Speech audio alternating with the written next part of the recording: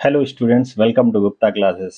इस लेक्चर में मैं आपको पेपर सॉल्व कराने वाला हूँ। ठीक है, ये जो है पेपर आपका बीबीडी यूनिवर्सिटी का पेपर है और जो है ये पेपर 2021-2022 का है और इसका कोड है BME 3201। सब्जेक्ट का नाम क्या है? Engineering mechanics. ठीक है, टाइम कितना दिया है? 3 आवर्स और मैक्सिमम मार्क्स कितना है? 60 मार्क्स। राइट, हमें सारे क्वेश्चन अटेम्प्ट करने हैं। साइंटिफिक कैलकुलेटर भी अलाउ है एग्जामिनेशन में, बट वो प्रोग्रामेबल नहीं होना चाहिए। ठीक है, अब इस पूरे पेपर को जो है 3 सेक्शंस में डिवाइड किया गया है। सेक्शन ए में जो है कितने क्वेश्चन है? सेक्शन ए में सारे पार्ट्स अटेम्प्ट करने हैं, जैसे ABCDEFGH, ये सारे पार्ट्स दिए गए हैं एस तक। तो 8 पार्ट्स हैं और हर एक क्वेश्चन जो है 1 मार्क्स का है, इसलिए 8 मार्क्स का हो गया। नेक्स्ट जो सेक्शन है वो डिवाइड किया गया है सेक्शन बी। इसमें जो है हर एक पार्ट, सेक्शन बी में कई क्वेश्चन हैं। राइट, सेक्शन बी में केवल 2 क्वेश्चन, नंबर 2 क्वेश्चन जो सेक्शन बी का है और उसके जो है 4 पार्ट्स हैं, ए बी सी डी। इसमें कितने करने हैं? इसमें केवल जो है 2 अटेम्प्ट करने हैं। कितने अटेम्प्ट करने हैं? 2 अटेम्प्ट करने हैं। राइट, ऐसे ही सेक्शन सी में जो है कई क्वेश्चंस हैं, उसमें सारे क्वेश्चंस अटेम्प्ट करने हैं, लेकिन हर एक क्वेश्चन का जो पार्ट है उसमें केवल 2 पार्ट अटेम्प्ट करने हैं। हर एक क्वेश्चन से 2 पार्ट्स आपको अटेम्प्ट करने हैं। जैसे थर्ड क्वेश्चन में ए, बी और सी, ये 3 पार्ट दिए हैं तो केवल 2 ही पार्ट आपको अटेम्प्ट करने हैं। ऐसे फोर्थ में भी A B C दिया है, इसमें 2 पार्ट अटेम्प्ट करने हैं। मतलब हर एक क्वेश्चन में 2 पार्ट आपको अटेम्प्ट करने हैं। तो आइए देखते हैं पहला क्वेश्चन क्या है। सेक्शन ए का जो फर्स्ट क्वेश्चन का फर्स्ट पार्ट है क्या है? Define a force and it list it's characteristic. मतलब हमें फोर्स का डेफिनेशन लिखना है और इसके जो है कैरेक्टरिस्टिक को जो है लिखना है कि इसके कैरेक्टरिस्टिक क्या है। तो आइए देखते हैं कि फोर्स का डेफिनेशन क्या होता है। एक नंबर के लायक ही लिखना है, हमें बहुत ज्यादा नहीं लिखना है।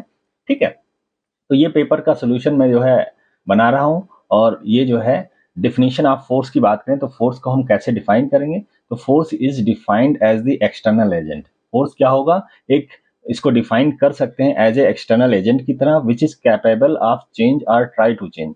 जो कि जो है उसके अंदर कैपेबिलिटी होती है क्या चीज? चेंज करने की, या ट्राई टू चेंज, या चेंज करने की, ट्राई करने की, या कोशिश करने का जो है इसके अंदर कैपेबिलिटी होती है। द स्टेट ऑफ बॉडी, किसी भी ऑब्जेक्ट के स्टेट को चेंज करने की। अब बॉडी का स्टेट क्या होगा? या तो रेस्ट होगा या मोशन होगा। तो रेस्ट से मोशन में चेंज करना हो तो भी आपको फोर्स लगाना पड़ेगा, मोशन से रेस्ट में लाना हो तो भी फोर्स लगाना पड़ेगा।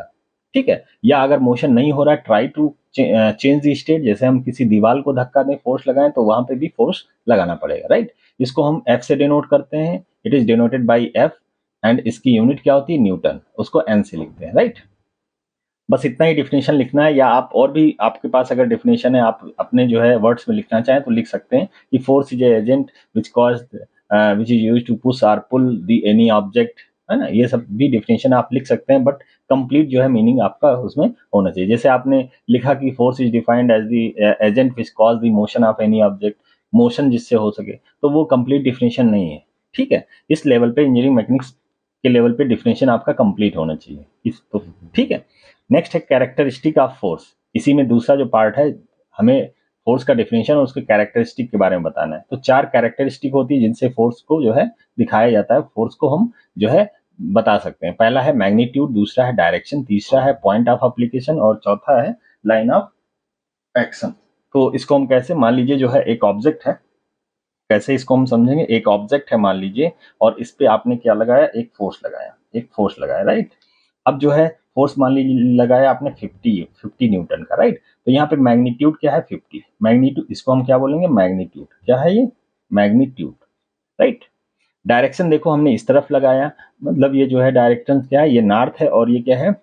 ईस्ट है, तो नॉर्थ ईस्ट, इसका डायरेक्शन क्या है? नॉर्थ ईस्ट है। राइट, ये एरो से डिफाइन होता है कि इसका डायरेक्शन किधर है, तो इसको हम डायरेक्शन कहेंगे। ये एरो का जो हेड है ये क्या दिखाता है? डायरेक्शन दिखाता है। ठीक है, ऐसे ही तीसरा जो पॉइंट है, पॉइंट ऑफ एप्लीकेशन, जिस पॉइंट पे एक्ट कर रहा है, जिस पॉइंट पे एक्ट कर रहा है उसको हम कहते हैं, जैसे ये मान लिया ए पॉइंट है, तो ये क्या होगा? This is the point of application. क्या होगा? Point of application. ये क्या होगा बेटा? Point of application. नेक्स्ट है लाइन ऑफ एक्शन। अगर इस फोर्स को जो है हम आगे पीछे जो है ड्रॉ कर दें, फोर्स को हम आगे पीछे इसको हम ड्रॉ कर दें, जैसे कि जो है इसकी हम बात करें, ये इस तरीके से लाइन जो है हम ड्रॉ कर दें आगे पीछे, तो इसको हम कहते हैं लाइन ऑफ एक्शन। इसको हम क्या बोलेंगे? Line of action of the force. Right, अब ये पहला क्वेश्चन कंप्लीट हुआ। दूसरे क्वेश्चन की बात करें तो दूसरा जो है कह रहा है आपसे explain the coefficient of friction.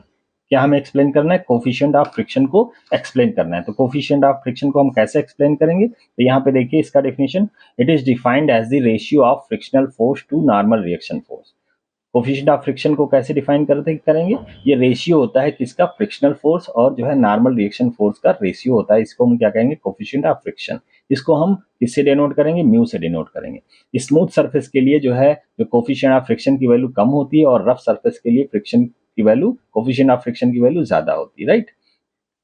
ठीक है। और म्यू को हम क्या लिखेंगे? F upon N, ratio of frictional force upon normal reaction force. कैसे? और फिगर से भी हम डिफाइन कर सकते हैं। मान लीजिए ब्लॉक है, उस पर पी हमने फोर्स लगाया, अब ये ब्लॉक आगे बढ़ना चाहता है, तो इस सरफेस के बीच में क्या है? रिलेटिव मोशन हो रहा है, तो यहाँ पे फ्रिक्शनल फोर्स अपोजिट डायरेक्शन में ऐड करेगा, और ये जो है जो ब्लॉक है वो रखा हुआ है रफ सरफेस पे, तो जो है इसका वेट जो है नीचे की तरफ ये डब्ल्यू लगेगा, और जो है जो सरफेस है वो रिएक्शन फोर्स लगाएगा ऊपर की तरफ, नॉर्मल रिएक्शन इसको बोलेंगे एन। ठीक है। तो यही जो है जो आपका जो फोर्स है, कौन सा? फ्रिक्शन फोर्स और नॉर्मल रिएक्शन, इसके रेशियो को हम क्या कहेंगे? Coefficient of friction. Rough surface के लिए इसकी वैल्यू ज्यादा होती है और स्मूथ के लिए कम होती है, राइट? नेक्स्ट जो क्वेश्चन है सी पार्ट, सी क्वेश्चन है, when do you prefer the method of selection over the method of joint. यहाँ पे जो सिलेक्शन नहीं होगा, यहाँ पे इसकी जगह पे क्या होगा? मिसप्रिंट है, सेक्शन होगा, मेथड ऑफ सेक्शन। तो बेसिकली ये ट्रस्ट का क्वेश्चन है कि ट्रस्ट में जो है जब हम एनालिसिस करते हैं, तो ट्रस्ट की एनालिसिस करने के लिए दो मेथड होते हैं, एक मेथड ऑफ जॉइंट्स होता है और एक मेथड ऑफ सेक्शन होता है। मेथड ऑफ जॉइंट्स में हम लोग सारे मेंबर्स में जब फोर्स की वैल्यू पता करनी होती तो हम मेथड ऑफ जॉइंट्स को जो है प्रेफर करते हैं। मेथड ऑफ सेक्शन कब प्रेफर करेंगे? जब जो है पहला पॉइंट उसमें क्या लिखेंगे? जब जो है when the force to be calculated in few members of the truss, जब किसी ट्रस्ट के जो है कुछ मेंबर्स में ही फोर्स की वैल्यू अगर हमें पता करनी है, ट्रस्ट के जो है कुछ कुछ ही मेंबर में, एक हो या दो हो या तीन मेंबर्स में, अगर मुझे फोर्स की वैल्यू पता करनी है तो उस केस में हम जो है मेथड ऑफ सेक्शन को प्रेफर करेंगे। तो ये पहला पॉइंट लिखना है। दूसरा पॉइंट लिखना है where method of joints fail, जहां जहां जो है जिस ट्रस्ट की एनालिसिस करते समय अगर मेथड ऑफ जॉइंट्स को हम यूज कर रहे हैं और वो फेल कर जाता है, तो वहां पे हम मेथड ऑफ सेक्शन को यूज करेंगे, मेथड ऑफ सेक्शन का यूज करेंगे बच्चों। तो ये तीन क्वेश्चंस आपके जो है कंप्लीट हो गए। अब नेक्स्ट क्वेश्चन बच्चों देखते हैं। हाँ बच्चों, तो नेक्स्ट क्वेश्चन यहाँ पे जो है आपको क्वेश्चन नंबर 4 फर्स्ट का डी दिया हुआ है। फर्स्ट का डी पार्ट देखिए ध्यान से, तो क्या लिखा हुआ है? फर्स्ट का डी पार्ट जो है डिफाइन, यहाँ पे लिखा हुआ है फर्स्ट का D part, explain the movement of inertia of plane figure. Plane figure का हमें मूवमेंट ऑफ इनर्शिया को एक्सप्लेन करना है, राइट? तो मूवमेंट ऑफ इनर्शिया क्या होता है? इसका जो है अगर हमें डिफिनेशन लिखना हो तो हम ये डिफिनेशन लिखेंगे कि मूवमेंट ऑफ इनर्शिया, इसको शॉर्ट फॉर्म में MOI भी कहते हैं, movement of inertia is used to describe the capacity of cross section to resist the bending. ठीक है। तो मूवमेंट ऑफ इनर्शिया क्या होता है? ये किसी क्रॉस सेक्शन जो होता है उसकी कैपेसिटी होती है। जैसे क्रॉस सेक्शन जो है रेक्टेंगुलर क्रॉस सेक्शन का मूवमेंट ऑफ इनर्शिया क्या होता है? BD³/12। ऐसे ही आई सेक्शन का होता है, ऐसे ही सर्कुलर क्रॉस सेक्शन देख लें, सर्कुलर क्रॉस सेक्शन का मूवमेंट ऑफ इनर्शिया क्या होता है? π/64 d⁴, राइट? तो इस टाइप से क्रॉस सेक्शन का मूवमेंट ऑफ इनर्शिया होता है। तो ये क्रॉस सेक्शन की प्रॉपर्टी होती है जो कि हमें बेंडिंग से को जो है रेसिस्ट करने में यूज किया जाता है। बेंडिंग से को क्या करता है? ये रेसिस्ट करता है। तो movement of inertia is used to describe the capacity of a cross section to resist the bending. Cross section क्या होता है? जैसे इस पेन को हम कट करें तो ये जो है सामने दिख रहा है सर्कल, इसको हम क्या कहेंगे? Cross section. ऐसे ही किसी रेक्टेंगुलर चीज को हम कट करें तो जो है उसका क्रॉस सेक्शन कैसा दिखेगा? रेक्टेंगल दिखेगा। तो क्रॉस सेक्शन कैसा है ये डिपेंड करता है उसके जो है साइड व्यू देखने पे, राइट? कि जो है सर्कुलर है या रेक्टेंगुलर है। तो जो है movement of inertia is used to describe the capacity of cross section to resist bending. It is always considered with respect to a reference. हमेशा मूवमेंट ऑफ इनर्शिया को लिखने के लिए हम कोई रेफरेंस एक्सिस को जो है लेते हैं, उसके अकॉर्डिंग जो है हम लिखते हैं। It is also known as the second movement of area and expressed as IXX = y² integration y² and IYY = integration x².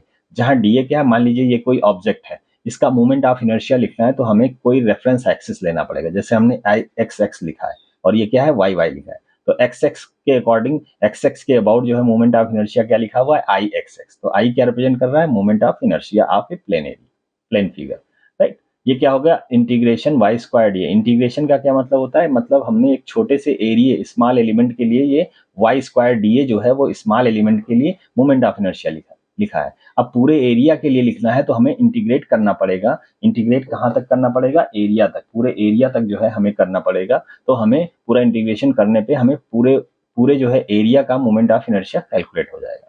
ठीक है, तो ये तो एक जनरल फिगर हमने बनाया है। ऐसे ही रेक्टेंगल अगर है कोई क्रॉस सेक्शन, उसका जो है मोमेंट ऑफ इनर्शिया अगर जो है ये डायमेंशन दिया है b और ये d दिया है तो उसका xx के अबाउट क्या हो जाएगा? bd³/12। ऐसे ही सर्कुलर क्रॉस सेक्शन का क्या हो जाएगा? इस डायमीट्रल एक्सिस के अबाउट क्या हो जाएगा? π/64 d⁴। ठीक है, तो ये हमें बताता है कि जो है बेंडिंग को कैसे रेसिस्ट करना है, कितने अमाउंट से रेसिस्ट करना है। ठीक है, तो उसी की प्रॉपर्टी है जिसको हम कहते हैं moment of inertia of area. Next जो क्वेश्चन है ई पार्ट जो है वो क्या है, आइए देखते हैं। State the impulse momentum method. तो इम्पल्स मोमेंटम मेथड क्या होता है? इम्पल्स मोमेंटम मेथड बच्चों जो है ये काइनेटिक्स में आता है। काइनेटिक्स में कुछ थ्योरम है, उसी में से एक थ्योरम ये भी है कि जो है इम्पल्स मोमेंटम मेथड या थ्योरम इसी को कहते हैं।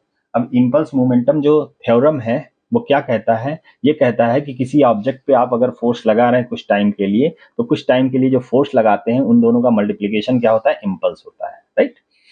तो आइए देखते हैं। The impulse applied to an object will be equal to the change in its momentum. जितना इम्पल्स आप अप्लाई करेंगे, इम्पल्स मतलब फोर्स कुछ टाइम के लिए अगर अप्लाई करेंगे, फोर्स मल्टीप्लाइड बाई टाइम। कुछ टाइम के लिए आपने फोर्स अप्लाई किया तो उसको हम क्या कहेंगे? इम्पल्स कहेंगे। फोर्स इंटू टाइम को हम क्या कहते हैं? इम्पल्स। हिंदी में इसको आवेग कहते हैं, right. Change in momentum, change in momentum क्या होता है? मोमेंटम क्या होता है? मास और वेलोसिटी के जो है मल्टीप्लीकेशन को हम क्या कहते हैं? मोमेंटम कहते हैं। अब मान लीजिए वेलोसिटी यू थी, बाद में वी हो गई, चेंज हो गया, तो मोमेंटम क्या होगा? mv final momentum minus initial momentum क्या होगा? mu। ये पूरा क्या है? ये this is the change in momentum. इसको हम क्या बोलेंगे? Change in momentum. ठीक है, तो इसी को जो है इम्पल्स इक्वल टू क्या होगा? Change in momentum. जब किसी ऑब्जेक्ट पे फोर्स लगता है कुछ टाइम के लिए और उसका मोमेंटम चेंज होता है, तो ये जो है हम जो है फार्मूला अप्लाई करते हैं, कौन सा? Impulse equal to change in momentum. इसी थ्योरम को कहते हैं इम्पल्स मोमेंटम थ्योरम या इम्पल्स मोमेंटम मैथड। ठीक है, तो इम्पल्स मोमेंटम मेथड बेसिकली क्या होता है? Impulse applied is equal to change in momentum, right. Next जो क्वेश्चन है, नेक्स्ट क्वेश्चन देखें। एफ जो पार्ट है वो क्या है? Explain the stress and strain. तो स्ट्रेस और स्ट्रेन को एक्सप्लेन कैसे कर देंगे? तो आइए देखते हैं बच्चों। स्ट्रेस क्या होता है? जैसा कि आपको पता है कि फोर्स अपान एरिया आपने रट रखा है, बट आपको यहाँ पे थोड़ा सा जो है चेंज करना पड़ेगा। It is defined as the ratio of internal resistive. आपको जो है क्या लिखना पड़ेगा? Internal resistive. क्या लिखना पड़ेगा? Internal resistive force. This is defined as the ratio of internal resistive force to cross sectional area. Cross sectional area जो है इंटरनल रेसिस्टिव फोर्स और क्रॉस सेक्शनल एरिया के रेशियो को, किसी ऑब्जेक्ट के रेशियो को हम क्या कहेंगे?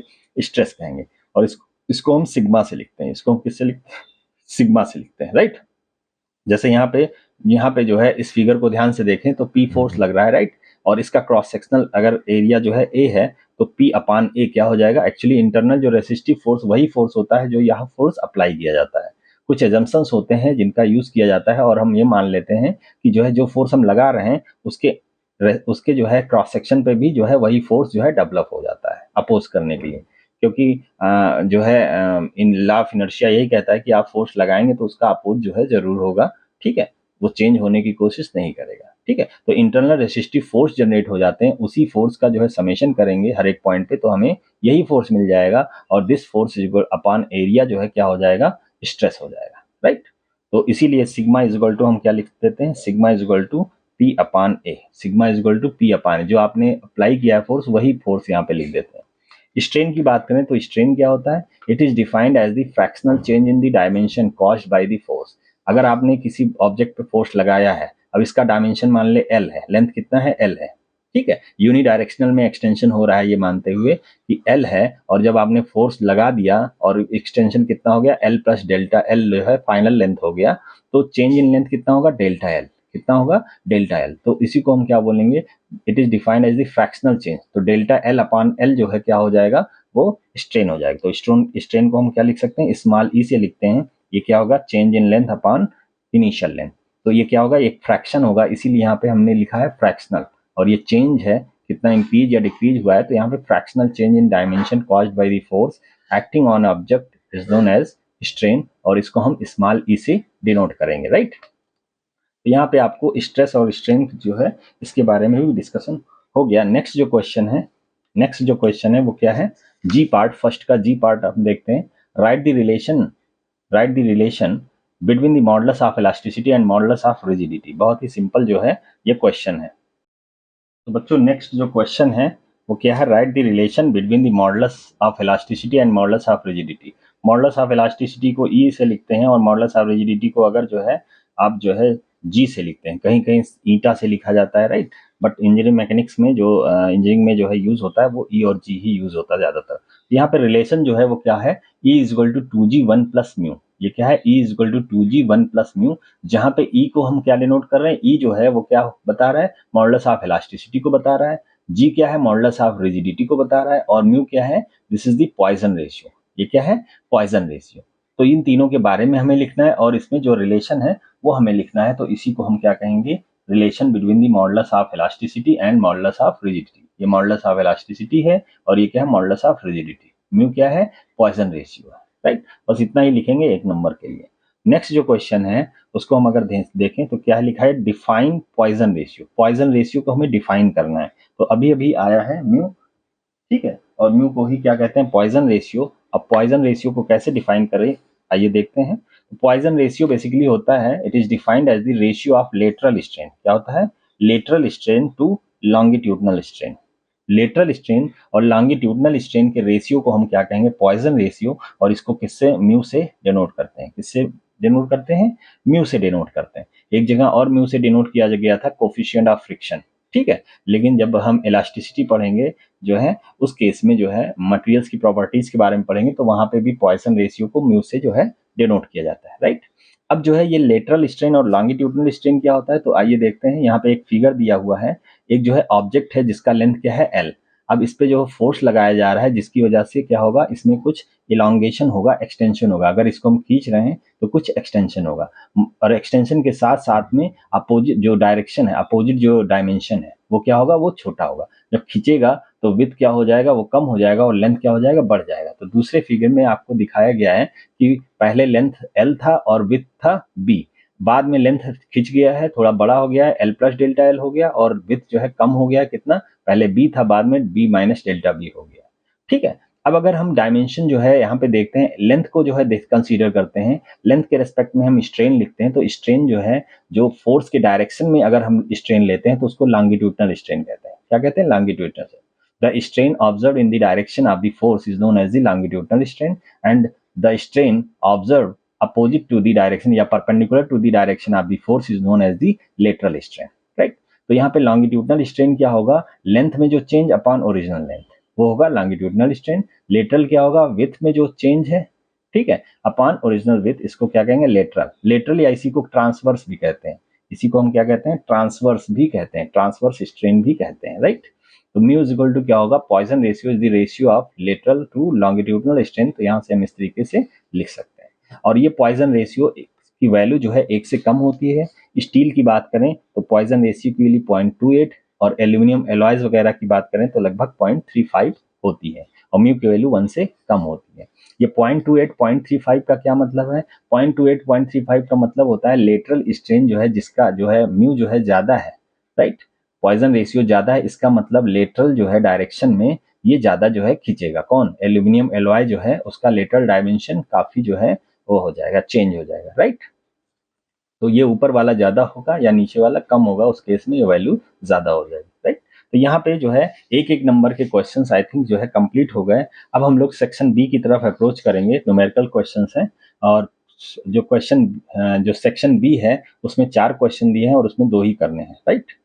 तो आगे बढ़ते हैं बेटा इसमें। तो बच्चों नेक्स्ट जो है क्वेश्चन है क्वेश्चन नंबर 2 सेक्शन बी का, जिसमें 2 पार्ट्स करने हैं। फर्स्ट क्वेश्चन है, system of connected flexible cable as shown in figure 1। Figure 1 में आपको जो है क्या दिया, केबल दिया है। केबल मतलब ए बी जो है एक लेंथ है, बी सी है, ऐसे ही बी डी है और डी ई है। ये जो है केबल दिए हुए हैं, ठीक है। इस सपोर्टिंग 2 वर्टिकल फोर्सेस, जिसमें 2 वर्टिकल फोर्स लग रहे हैं। एक फोर्स ऐसे लग रहा है 200 न्यूटन और दूसरा क्या है 250 न्यूटन डी पॉइंट पे लग रहा है at B and D. Determine the various force in the segments of the cable. Cable जो है जैसे ए बी केबल है, बी सी केबल है, बी डी है और डीई है, इन चारों केबल्स में टेंशन कितना आएगा, फोर्स क्या आएगा वो हमें पता करना है। हम जो है जो फोर्स हमें पता करना है, ये फोर्स कैसा होगा, ये फोर्स जो है टेंशन फोर्स होगा, क्योंकि जो है यहाँ पे क्या है, ये केबल है, केबल हमेशा खींचेगा, राइट। तो खींचने पे क्या होता है, टेंशन आता है। तो हम जो है जो है हमें जैसे बी पॉइंट पे देखें तो बी पॉइंट पे हमें एक फोर्स दिया है, राइट। और जो हमें निकालना है इस मेंबर में भी, इस मेंबर में भी, इस मेंबर में, ठीक है। अब देखेंगे कि कहाँ से जो है हम पहले जो है फ्री बॉडी डायग्राम बनाएंगे जिस पॉइंट का, और आसानी से क्वेश्चन सॉल्व कर लेंगे। तो यहाँ पे हमें देखिए डी पॉइंट सबसे आसान पॉइंट है। डी पॉइंट का हम फ्री बॉडी डायग्राम बनाएंगे, उस पर सारे फोर्स दिखाएंगे, और फिर जो है 3 फोर्स यहाँ पे दिख रहे हैं, हम लामीस थ्योरम लगा के क्वेश्चन को सॉल्व कर लेंगे, ठीक है। तो आइए देखते हैं कि कैसे सॉल्व करेंगे। तो डी पॉइंट का हम फ्री बॉडी डायग्राम बनाएंगे, तो आइए बनाते हैं, ठीक है। अब मान लेंगे यहाँ पे लिख लेंगे कि जो है टेंशन जो है, यहाँ पे टेंशन हम क्या लिख लिए, टेंशन टी डी ई लिख लिया हमने, राइट, क्योंकि डी में टेंशन। और यहाँ पे टेंशन एक लगेगा क्योंकि खींचेगा ये। यहाँ पे क्या लगेगा, टी जो है ये क्या है, बी डी, राइट, ये टेंशन हो गया। तो हमने बी डी और डी इस नाम से टेंशन ले लिया। तो यहाँ पे हम जब इसका इस पॉइंट का फ्री बॉडी डायग्राम बनाएंगे डी पॉइंट का, तो डी पॉइंट ऐसे लिखेंगे, एक फोर्स इधर दिखाएंगे कितना 250, और एक फोर्स जो है टी डी ई इधर दिखेगा, राइट, टी डी ई, और एक फोर्स आपका टी बी डी, ठीक है। इस पॉइंट का हमने एफ बी डी बना लिया, फ्री बॉडी डायग्राम बना लिया। अब देखिए आगे क्या करते हैं हम। यहाँ पे जो है हम अगर जो एंगल्स दिया है उसको अगर हम लिख लें, तो यहाँ पे देखिए ये 45 है। तो हमें जो है अगर ये एंगल पता करना हो तो ये कितना होगा, ये भी 45 होगा, क्योंकि आगे अगर हम इसको ड्रॉ करें तो ये कितना हो जाएगा, ये 90 हो जाएगा। ये 90 है तो इन दोनों का समेशन भी 90 होगा, इसलिए ये कितना होगा 45। मतलब यहाँ से एंगल हम जो है देखें ये कितना है 45। ऐसे ही यहाँ पे जो है देखें इसका एंगल क्या होगा, तो यहाँ पे देखें इसका एंगल कितना होगा, ये एंगल जो है वो कितना होगा, यहाँ पे इसको हम आगे ड्रॉ कर रहे हैं इस तरीके से। तो जो है एंगल जो है वो कितना होगा, ये 60 है और ये 90 होगा, तो ये कितना होगा 30 होगा। मतलब ये जो है एंगल कितना है 30 डिग्री। तो आपको ये एंगल्स पता हो गया, राइट। अब जो है आप सीधे, आपके पास एक टूल है जो पहले भी आप पढ़ चुके हैं, फोर्सेस का वीडियो अगर आपने नहीं देखा है तो शुरुआत के जो है फोर्सेस का वीडियो आप देख लीजिए, वहां पे लामीस थ्योरम हमने बहुत अच्छे से बताया है, वहां पे आप देख लीजिए और समझ लीजिए। यहाँ डायरेक्टली हम अप्लाई करेंगे लामीस थ्योरम। तो क्या लिखेंगे, अप्लाइंग द लामीस थ्योरम, क्या लिखेंगे, applying applying Lami's theorem, Lami's theorem at D. D पर लामीस थ्योरम अप्लाई करेंगे तो क्या हो जाएगा, डी पर लामीस थ्योरम अप्लाई करेंगे तो हमारे पास 3 फोर्स एक पॉइंट पे लग रहे हैं, राइट। तीनों फोर्स, 2 अननोन जो फोर्स है उनको हम पहले लिख लेंगे, क्या, T B D upon is equal to T D E upon, और यहाँ पे इज इक्वल टू क्या होगा, जो तीसरा फोर्स है 250 अपान। अब यहाँ पे क्या लिखेंगे, साइन ऑफ एंगल। तो जो फोर्स लेते हैं, जैसे बी डी हमने लिया तो इसको छोड़ दीजिए, बाकी जो 2 फोर्स बचते हैं उनके बीच का एंगल, उनके बीच का एंगल। तो क्या लिखेंगे, इसको मान लो अल्फा है तो साइन अल्फा, यहाँ पे बीटा है तो इसको साइन बीटा, और यहाँ पे इसको हमने लिख लिया साइन गामा। अब अल्फा क्या है, अल्फा देखिए ये वाला एंगल यहाँ से, क्योंकि टी बी डी हमने ये लिया है, टी बी डी को छोड़ दीजिए, बाकी 2 फोर्स है इनके बीच का एंगल, तो ये पूरा क्या हो जाएगा, अल्फा हो जाएगा।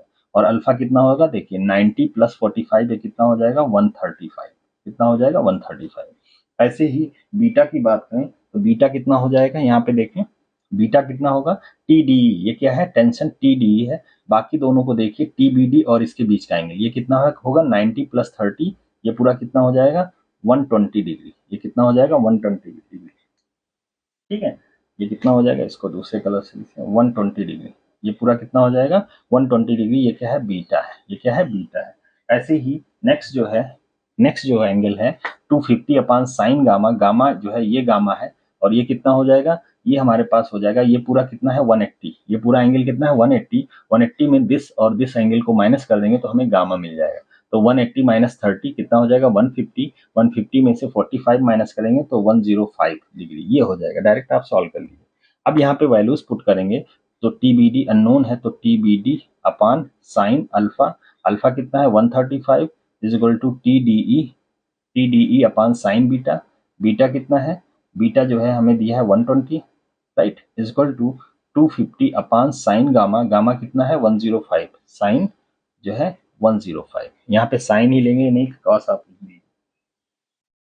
तो यहाँ पे हम क्वेश्चंस को सॉल्व करें, सीधे कैलकुलेटर से सॉल्व करेंगे, ठीक है। कैसे सॉल्व करना है देखिए ध्यान से। हमारे पास जो है क्या है, हमारे पास हमें टी बी डी सॉल्व करनी है, राइट। हमें क्या करना है टी बी डी। तो टी बी डी सॉल्व करने के लिए जब हम क्या करेंगे, this is equal to this करेंगे, मतलब इसको और इसको आपस में हम बराबर कर देंगे तो हमें TBD मिल जाएगा। तो यहाँ से TBD क्या हो जाएगा, TBD हो जाएगा sin 135, ठीक है, मल्टीप्लाइड बाई 250 अपान साइन 105। इसको सॉल्व कर लें तो क्या हो जाएगा, 250 मल्टीप्लाइड बाई साइन 135 ये लिख लिया is equal two divided by sine 105। यहाँ पे हमारा आंसर जो आ गया कितना, 183.01, कितना आ गया, 183.01, ठीक है। ये न्यूटन, अगर न्यूटन में ये सब दिया है तो ये भी किस में आएगा, न्यूटन में आएगा। नेक्स्ट जो है हम जो है दूसरा जो है हम निकालते हैं, कौन सा दूसरा जो है, तो ये 183 देख लीजिए आप लोग, 183.01। और दूसरा जो है हम जब ये इक्वल करेंगे दोनों को, है ना, इन दोनों को इक्वल करेंगे तो हमारे पास TDE इज इक्वल टू कितना हो जाएगा, 250 multiplied by sine 120 divided by कितना हो जाएगा, sign 105।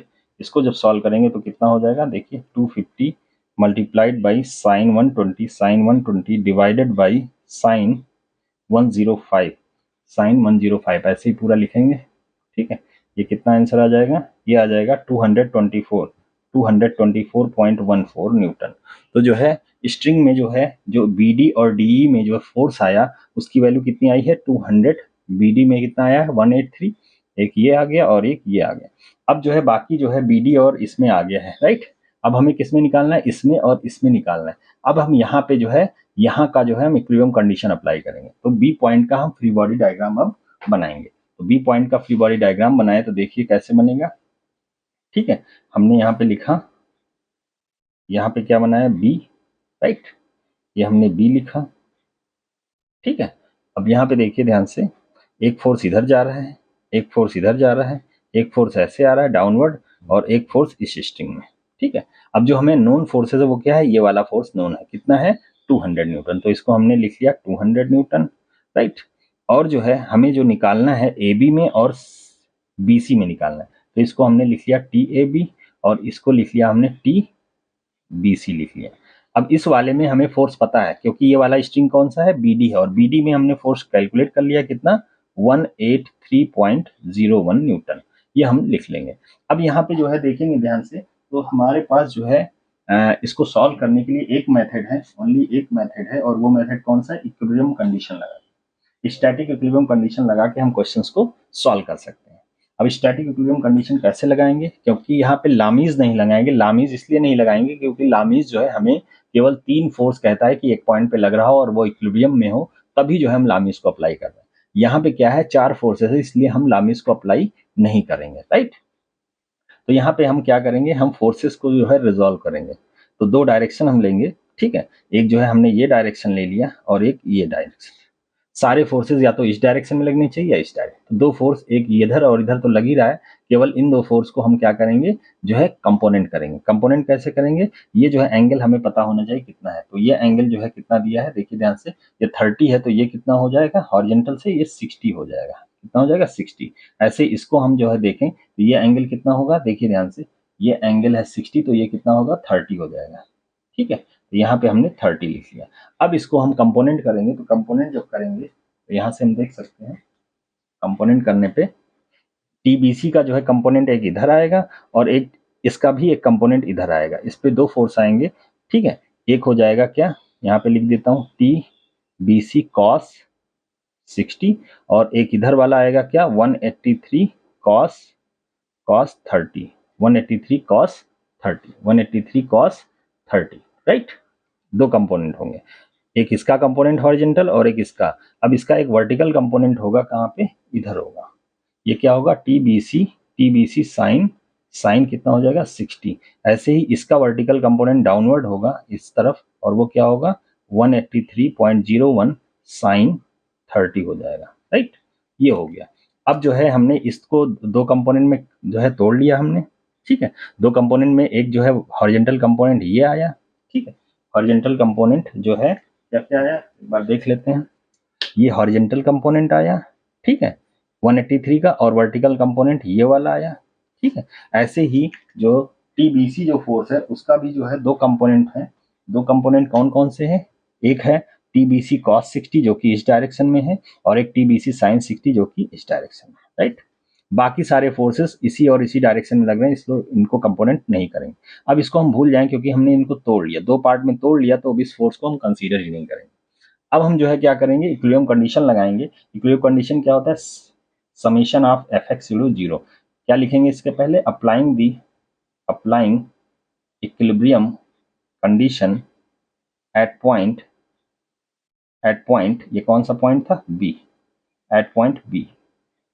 Sigma F X zero करेंगे, मतलब जितने इस डायरेक्शन में फोर्स लग रहे हैं उतने इस डायरेक्शन में भी लगने चाहिए, तभी इक्विलिब्रियम कंडीशन जो है फॉलो होगी। अब इस डायरेक्शन में हमने किया, अब हम इस डायरेक्शन में लिखते हैं फोर्स। इस डायरेक्शन में कौन कौन सा लग रहा है, देखिए ध्यान से।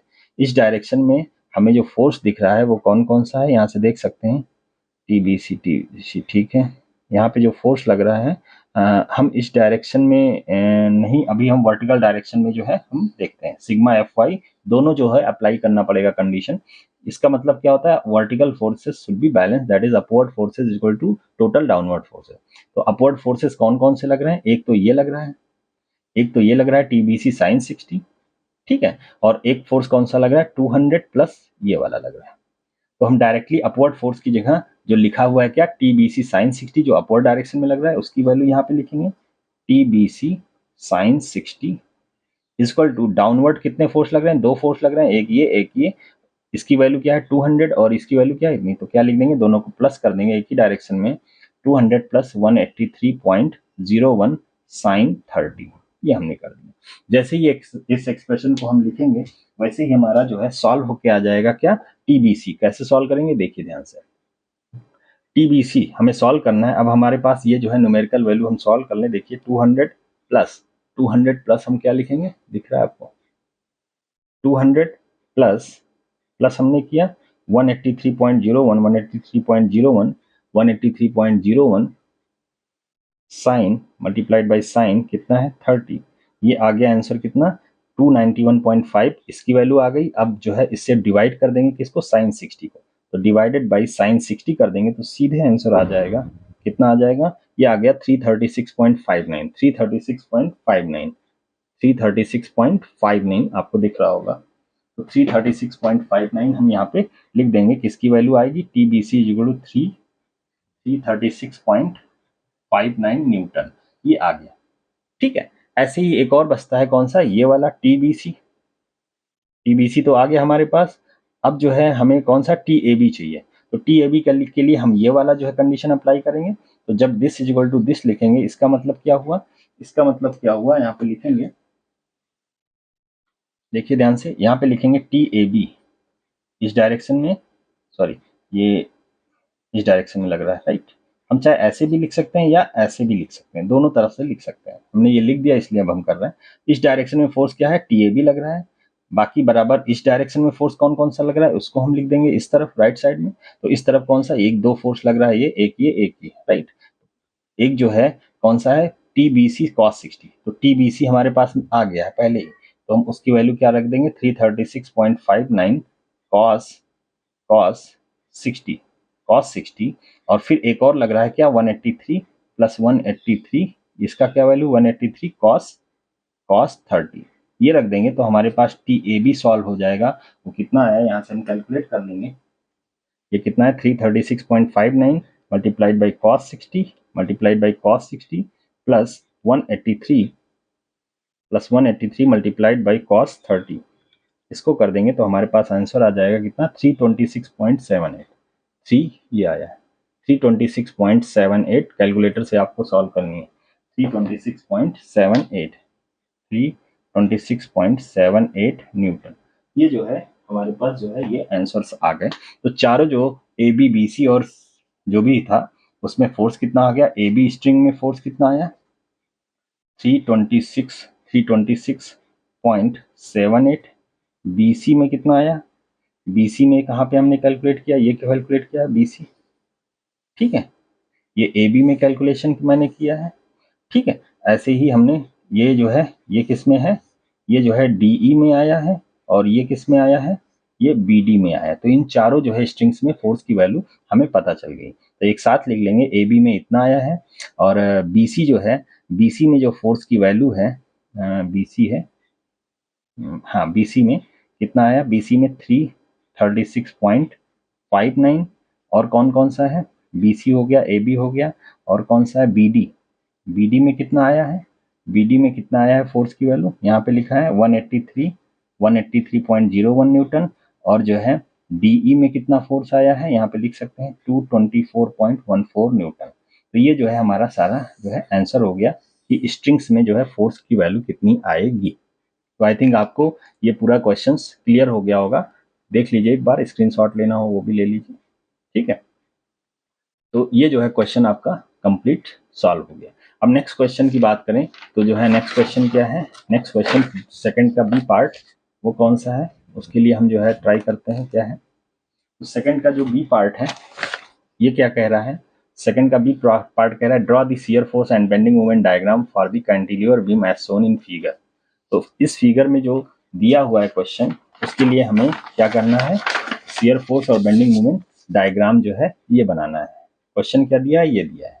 अब इस क्वेश्चन को समझे क्या है, तो हमें जो है ए बी जो है ए बी पार्ट और एक BC रीजन, दो रीजन दिए गए हैं। AC क्या है, ये पूरी लंबी सी क्या है, एक बीम है, और ये कैसी बीम है, यहाँ पे देखिए एक तरफ फिक्स है, इसीलिए इसको क्या कहा गया है, कैंटिलीवर बीम, ठीक है। अब यहाँ पे पॉइंट लोड भी लग रहे हैं, पॉइंट लोड दो लग रहे हैं, एक जो है A पॉइंट पे लग रहा है और एक B पॉइंट पे लग रहा है। A पॉइंट पे 20 किलो न्यूटन और B पॉइंट पे 40 किलो न्यूटन, और जो है UDL लग रहा है, UDL पूरे लेंथ पे लग रहा है, कितना, AC लेंथ पे, और UDL की इंटेंसिटी दी गई है कितना, 20 किलो न्यूटन पर मीटर, ठीक है। मतलब यूनिट मीटर, एकांक मीटर या 1 मीटर लेंथ का जो है लोड कितना होगा, 20 किलो न्यूटन होगा, ठीक है। तो हम पूरे लेंथ या जो है जैसा भी हमें कैलकुलेट करना है आसानी से कैलकुलेट कर सकते हैं।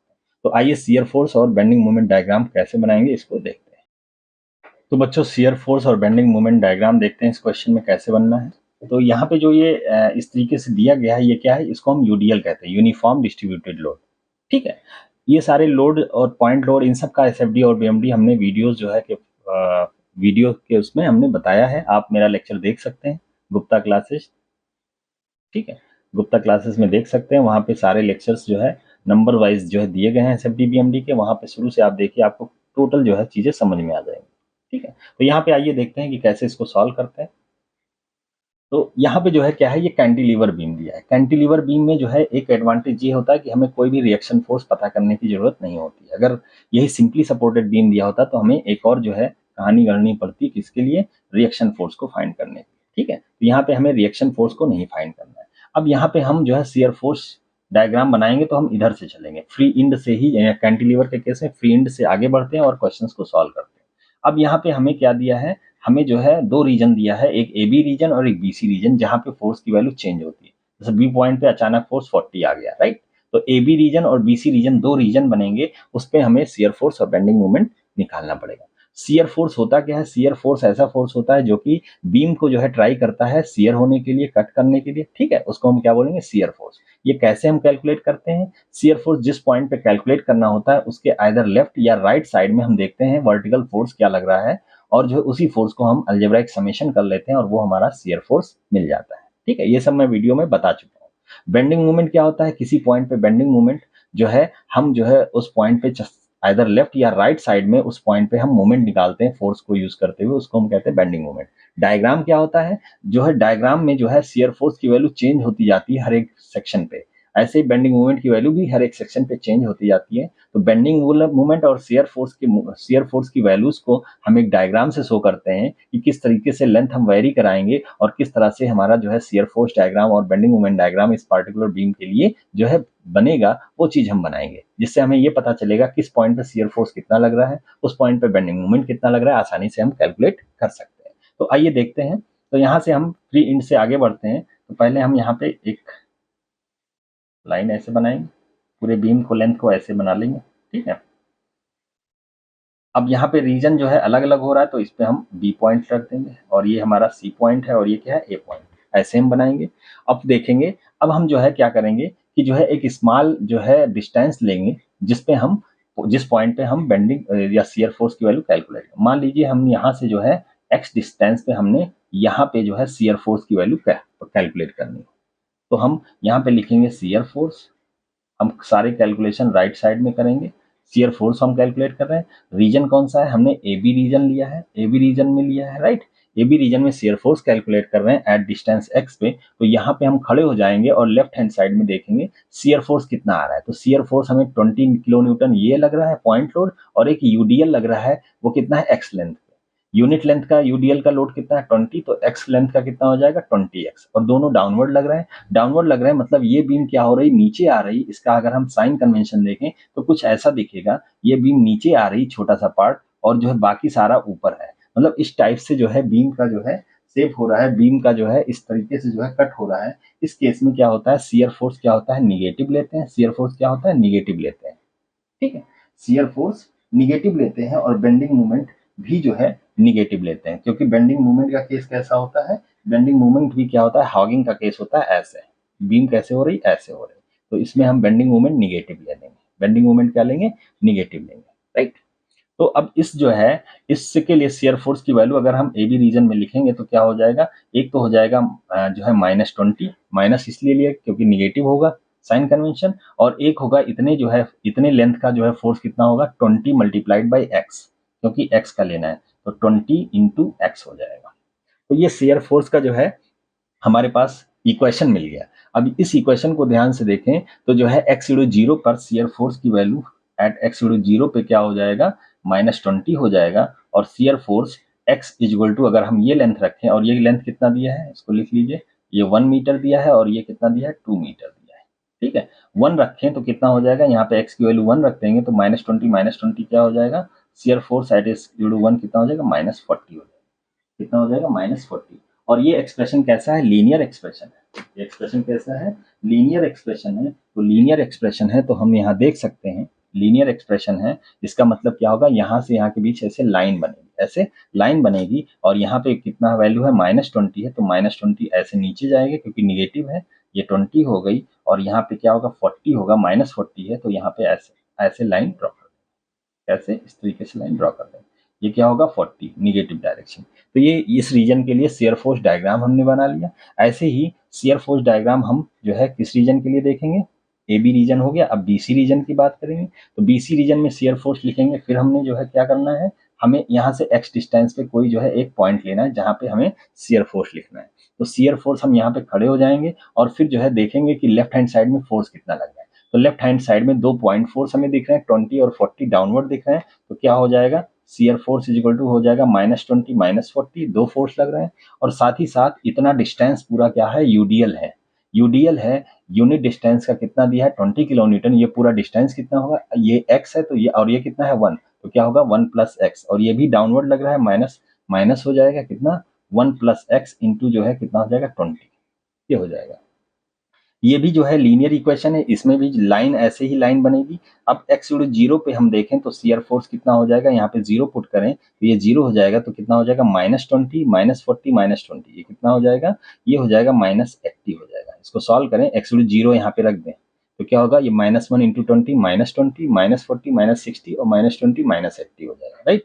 और x इक्वल अगर हम पुट करें यहाँ पे 2, क्योंकि यहाँ से हम डिस्टेंस x लिए हुए हैं, इसलिए हम x इक्वल 2 पुट करेंगे तो यहाँ पहुंच जाएंगे। x इक्वल 2 अगर इसी एक्सप्रेशन में रखेंगे x इक्वल 2, तो शेयर फोर्स क्या हो जाएगा, शेयर फोर्स हो जाएगा, यहाँ पे देखिए 2 रखेंगे तो 2 + 1 3, 320 जा कितना हो जाएगा 60, -60 -40 कितना हो जाएगा -100, और 20 -20 क्या हो जाएगा -120। तो यहाँ पे जो है कितना है, इस वाले पॉइंट पे, इस वाले पॉइंट पे जहाँ पे x इक्वल 0 है, तो बी पॉइंट हमें आ जाएगा। बी पॉइंट में फोर्स कितना है -80, तो -80 नीचे कहीं होगा, राइट, यहाँ पे कहीं होगा 80, और जो है 80 यहाँ पे होगा, और जो है इधर कहाँ होगा, सी पॉइंट पे क्या है -20, तो इसको हम ऐसे ड्रॉ कर लेंगे, ठीक है। ये 120 यहाँ पे कहीं होगा, ठीक है, ये 120 हो गया। तो इस 120 से 180 को, सॉरी 80 को 120 से हम ऐसे ड्रॉ कर देंगे, ठीक है, इस तरीके से। तो ये हमारा जो है क्या हुआ, इस पूरे रीजन में जो है हमें क्या मिल गया, जो है शियर फोर्स डायग्राम। अब इसको हम जो है इसको ऐसे मिला देंगे, इस लाइन को ऐसे, ठीक है, यहाँ से ऐसे स्टार्ट हुआ, ऐसे चला, फिर ऐसे आया, मतलब यहाँ पे हम इस तरीके से इस पॉइंट पे शेयर फोर्स की वैल्यू क्या है, कितनी है, इसको सीधी लाइन ड्रॉ करेंगे स्केल से 120। तो 120 जो है क्या हुआ, ये किलो न्यूटन है, ठीक है, ये किलो न्यूटन है, ये भी हम वैल्यूज और यूनिट जो है लिखते जाएंगे।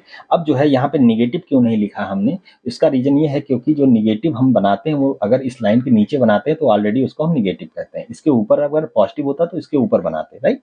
अगर यही चीज पॉजिटिव होता तो हम इसके ऊपर बनाते। पॉजिटिव होता कैसे, अगर ये जो है फोर्स ये कैसा दिया होता, ये वाला जो है जो फिक्स सेक्शन है इधर होता और फ्री एंड इधर होता तो वो ऊपर बन जाता। तो कोई जो है उसमें समस्या नहीं। आप अगर मेरा वीडियो पुराना वाला देख लेंगे जो कि जो है शियर फोर्स और बेंडिंग मूवमेंट से रिलेटेड है तो आपको क्लियर हो जाएगा। अब देखिए इसके नीचे बन रहा है इसलिए इसको हम क्या लिख देंगे, negative shear force, negative shear force इस तरीके से लिखेंगे और इसको हम क्या कर देंगे, इस तरीके से डैश कर देंगे। क्या कर देंगे, डैश कर देंगे इस तरीके से, ठीक है। तो ये क्या बन जाएगा, ये जो है शियर फोर्स डायग्राम बन जाएगा। ये क्या बन गया हमारा, ये जो है इस बीम का शियर फोर्स डायग्राम बन गया। इसको हम जो है क्या लिखेंगे, इसको हम लिख देंगे SFD, शियर फोर्स डायग्राम। क्या होगा, शियर फोर्स डायग्राम, ठीक है। ये क्या है, ये लेंथ ऑफ द बीम है। तो हमें ये अगर पता करना हो कि यहाँ पे शियर फोर्स कितना है तो हम आसानी से इस पॉइंट को पता कर लेंगे तो पता चल जाएगा। अगर हमसे पूछा जाए सबसे ज्यादा शियर फोर्स किस पॉइंट पे लग रहा है बीम के, तो सी पॉइंट पे शियर फोर्स सबसे ज्यादा लग रहा है। मतलब यहाँ के बीम, यहाँ पे क्या होता है, बीम जो है बीम के कट होने के चांसेस सबसे ज्यादा है। सबसे कम चांसेस कहाँ है बीम के कट होने के, यहाँ पे, क्योंकि ये फ्री एंड है। फ्री एंड पे बहुत कम लोड आ रहा है इसलिए यहाँ पे जो है बीम ब्रेक नहीं होगा, क्योंकि यहाँ पे शियर फोर्स की वैल्यू कम है, सबसे कम है 20 किलो न्यूटन, राइट। अब आते हैं बेंडिंग मोमेंट डायग्राम पे। अब बेंडिंग मोमेंट डायग्राम की अगर हम बात करें तो फिर से हम अलग अलग रीजन में कंसीडर, जहां पे फोर्स चेंज होगा वहां पे रीजन हम चेंज कर लेंगे। ए बी रीजन में अलग, बी सी रीजन में अलग। एक फोर्स मान लीजिए यहाँ पे लग जाए तो 3 रीजन हो जाएंगे, तो उतना और कॉम्प्लिकेटेड हो जाएगा।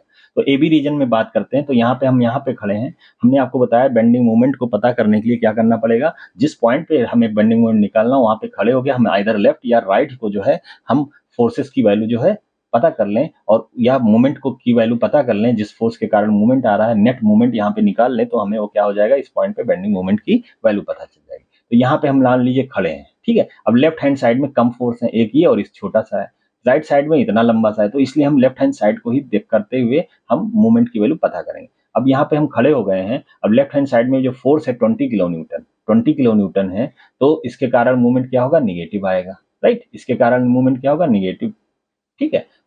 और जो है इस छोटे से जो है x डिस्टेंस का भी जो है फोर्स आएगा, जिसको कहेंगे 20x। ये क्या होगा, बीच में लग रहा होगा, बीच में लग रहा होगा, इसका भी मूवमेंट आएगा इस पॉइंट पे। तो दो फोर्स के कारण मूवमेंट आएगा, एक ये और एक इतना छोटा सा, राइट। तो आइदर साइड मतलब किसी साइड का ही लेंगे, ये नहीं कि इधर भी फोर्स लग रहा है तो इसको कंसीडर कर लेंगे, चाहे इसको कंसीडर करना है।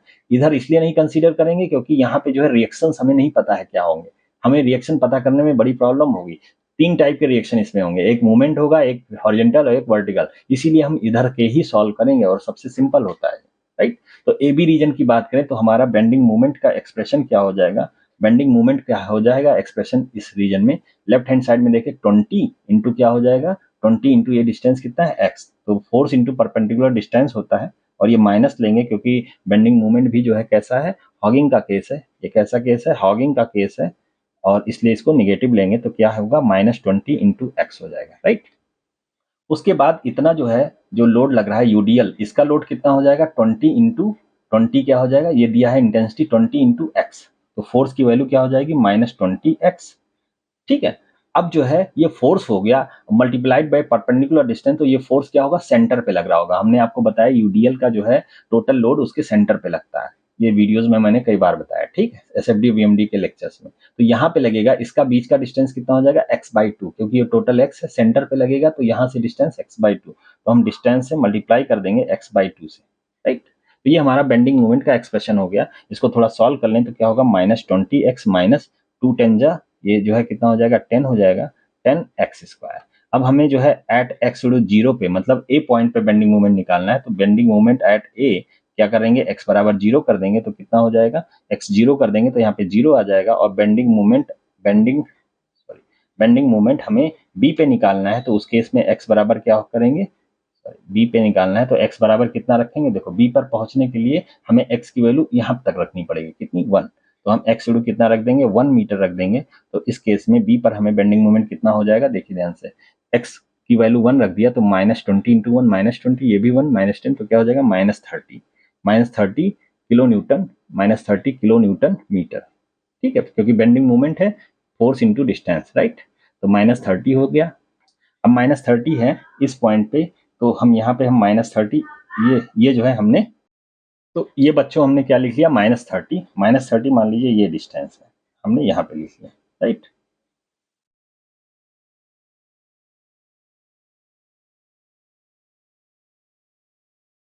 नहीं, ए पॉइंट पे जो है क्या है, ये देखिए 0 है, यहाँ पे 0 है, और बी पॉइंट पे क्या है -30, तो -30 हमने यहाँ लिख लिया, ये क्या है 30।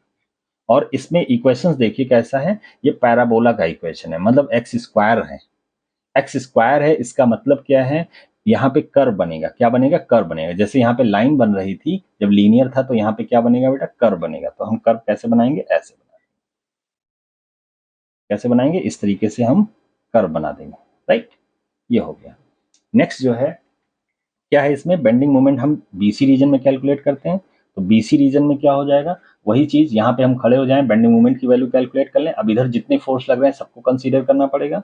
तो जो है हमारा बेंडिंग मोमेंट का एक्सप्रेशन क्या होगा, पहला तो ये फोर्स है कितना 20 इंटू क्या है 1 प्लस एक्स, तो क्या होगा -20 इंटू 1 प्लस एक्स, राइट। दूसरा फोर्स क्या है, ये वाला फोर्स है, ये भी क्या है -40 इंटू एक्स हो जाएगा, क्योंकि डिस्टेंस क्या है, एक्स है यहाँ से यहाँ तक का। और फिर इतना सा जो है यूडीएल लग रहा है, कितना हो जाएगा 20 -20 इंटू डिस्टेंस कितना है, ये पूरा डिस्टेंस कितना है 1 प्लस एक्स है, क्या है 1 प्लस एक्स। और जो है इसका ये जो है कहाँ पे लग रहा है, इसका डिस्टेंस से भी मल्टीप्लाई करेंगे, क्योंकि ये जो है लोड की वैल्यू है। डिस्टेंस क्या हो जाएगा, इसका सेंटर होगा, क्या होगा 1 plus x by two, 1 plus x by two, तो ये क्या हो जाएगा 1 प्लस एक्स बाई टू, ये हो जाएगा। तो ये हमारा बेंडिंग मोमेंट का एक्सप्रेशन किस किस रीजन में है, बीसी रीजन में है। अब हमें जो है बेंडिंग मोमेंट निकालना हो कहाँ पे, बी पॉइंट पे। तो एक्स बराबर क्या रखेंगे, इस एक्सप्रेशन में 0 रख देंगे। तो एक्स 0 रखेंगे तो क्या हो जाएगा, ये -20, ये क्या हो जाएगा, ये 0 हो जाएगा। यहाँ पे क्या हो जाएगा, यहाँ पे 0, यहाँ पे 0, 1 1 1 1/2, ये क्या हो जाएगा -10 हो जाएगा, -10 हो जाएगा, राइट। -10 हो जाएगा, तो ये इसका आंसर कितना हो जाएगा -30। मतलब बी पे जो है बेंडिंग मोमेंट कितना है -30 है, और वही यहीं से स्टार्ट होगा, क्योंकि यहाँ से भी हम इधर से कर रहे थे तो 30 आ रहा था। ऐसे ही जो है हमें जो है सी पॉइंट पे निकालना है अगर बेंडिंग मोमेंट, तो bending moment at point C अगर हम करें सी पे, तो हमें एक्स यूडू क्या पुट करना पड़ेगा इस एक्सप्रेशन में, एक्स बराबर हमें 2 पुट करना पड़ेगा यहाँ पर, राइट। तो हमने 2 पुट किया, तो यहाँ पे देखिए 2 + 1, 2 + 1 क्या हो जाएगा 3, 3 इंटू 20 -60 हो जाएगा। माइनस यहाँ पे 2 पुट करेंगे तो 40 इंटू 2 80 हो जाएगा। यहाँ पे क्या करेंगे -20 इंटू ये क्या हो जाएगा, ये कितना हो जाएगा 2 + 1 दैट इज 3, 3 और ये भी 3, तो 3 3 ज़ा 9, क्या हो जाएगा 3 3 ज़ा 9/2।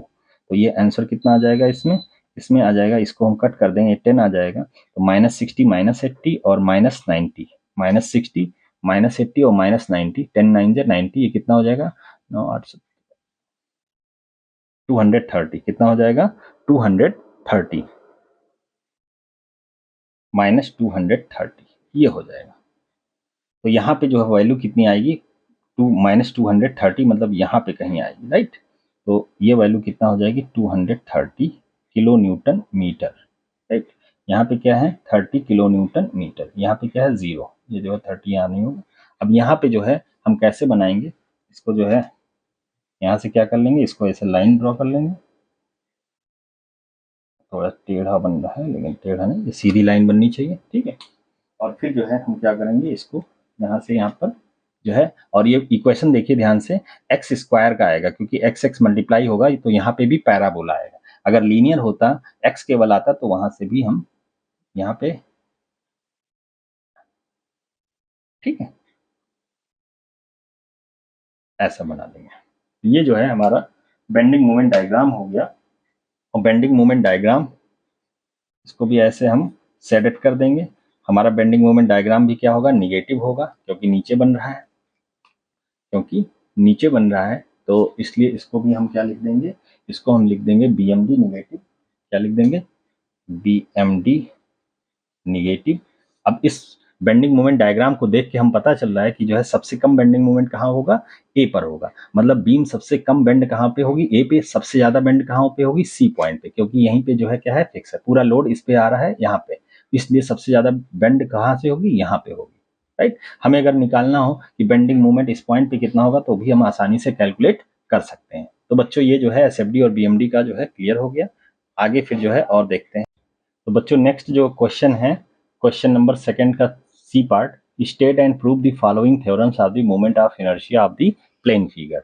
ठीक है, हमें मोमेंट ऑफ इनर्शिया का जो थ्योरम है वो हमें प्रूव करना है। पहला थ्योरम क्या है, परपेंडिकुलर एक्सिस थ्योरम, दूसरा क्या है, पैरेलल एक्सिस थ्योरम। तो इसका भी वीडियो मैंने बनाया है, आप देखना चाहें तो देख सकते हैं, समझ सकते हैं। ठीक है, यहाँ पे करना क्या है, आपको पहले परपेंडिकुलर एक्सिस थ्योरम का स्टेटमेंट लिखना है और फिर एक फिगर बनाना है। ठीक है, और फिर उसको प्रूव कर देना है।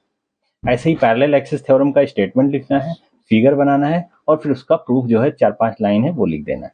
कैसे करना है आइए मैं बताता हूँ।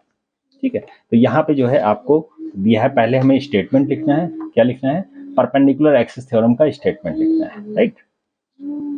तो यहाँ पे देखते हैं परपेंडिकुलर एक्सिस थ्योरम का जो है स्टेटमेंट है वो क्या है। तो the moment of inertia of an area about an axis perpendicular to its plane. तो इसको कैसे हम समझेंगे, देखिए यहाँ पे क्या है, एक जो है एरिया दिया है इतना बड़ा, इसमें एक स्मॉल एलिमेंट लिया है एरिया का, ठीक है, डी है। अब इसका जो है इस एरिया का मोमेंट ऑफ इनर्शिया निकालना है परपेंडिकुलर एक्सिस। मान लीजिए जो है दो एक्सिस के अबाउट मोमेंट ऑफ इनर्शिया दिया है। मान लीजिए एक एक्सिस ये एक्स है और ये एक्सिस वाई है। इसके अबाउट मोमेंट ऑफ इनर्शिया दिया है क्या, आई एक्स एक्स, और इसके अबाउट मोमेंट ऑफ इनर्शिया कितना दिया, आई वाई वाई। अब इन दोनों एक्सिस के परपेंडिकुलर कोई एक्सिस है उसके अबाउट, परपेंडिकुलर एक्सिस मतलब इस तरीके से, इसके अबाउट आपको जो है इस स्मॉल एरिया का जो है मोमेंट ऑफ इनर्शिया कैलकुलेट करना है। तो क्या हो जाएगा, आई एक्स एक्स और आई वाई वाई को ऐड कर देंगे तो वही क्या होगा, आई जेड जेड। ठीक है, तो आई जेड जेड, जेड जेड क्या है, जेड जो है एक्सिस वो एक्स और वाई के क्या है, परपेंडिकुलर है।